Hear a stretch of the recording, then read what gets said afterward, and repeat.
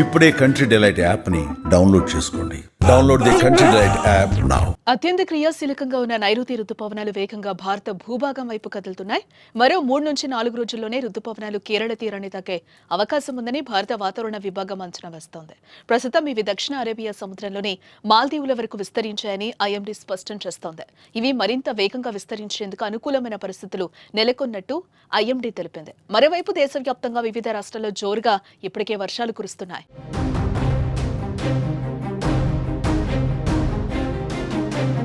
అల్పపీడనం రుతుపవనాల ప్రభావంతో తెలుగు రాష్ట్రాల్లో వర్షాలు కురుస్తున్నాయి.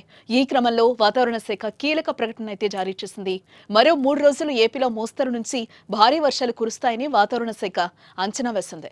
ఈదురుగాలులతో పాటు భారీ వర్షాలు కురిసే అవకాశం ఉందని పేర్కొంది. ఇదే కాలంలో దక్షిణ అరేబియా సముద్రంలోని మరికొన్ని ప్రాంతాలు, మాల్దీవులు, కొమరిన్ ప్రాంతాల్లోని మిగిలిన ప్రాంతాలు, లక్షద్వీప్ ప్రాంతాల్లోని కొన్ని ప్రాంతాలు, కేరళ, కర్ణాటక, తమిళనాడు, దక్షిణ మధ్య బంగాళాఖాతం, ఉత్తర బంగాళాఖాతం, ఈశాన్య రాష్ట్రాల్లోని కొన్ని ప్రాంతాలపై నైరుతి రుతుపవనాలు మరింత ముందుకు సాగడానికి పరిస్థితులు అనుకూలంగా మారే అవకాశం ఉంది.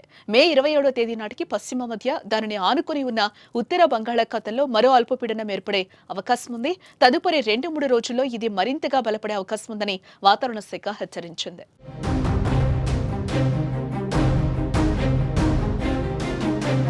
ఇటు మరోపక్క ఉపరితల ఆవర్తనం ద్రోణి కారణంగా ఆంధ్రప్రదేశ్, తెలంగాణ, కర్ణాటక, తమిళనాడు రాష్ట్రాలపై దట్టమైన మేఘాలు ఆవరించి ఉన్నాయి. నిన్న తెలంగాణలోని పలు జిల్లాలతో పాటు హైదరాబాద్ వ్యాప్తంగా భారీ వాన పడింది. అటు ఏపీలోనూ కోస్తాంధ్ర, రాయలసీమ జిల్లాల్లో ఉరుములు, పిడుగులతో కూడిన జల్లులు వర్షం కురిసినట్లుగా తెలుస్తోంది. చాలా చోట్ల గంటకు 40 నుంచి 50 కిలోమీటర్ల వేగంతో ఈదురుగాలులు వీచే అవకాశం ఉన్నట్టు వాతావరణ విభాగం హెచ్చరికలను జారీ చేసింది.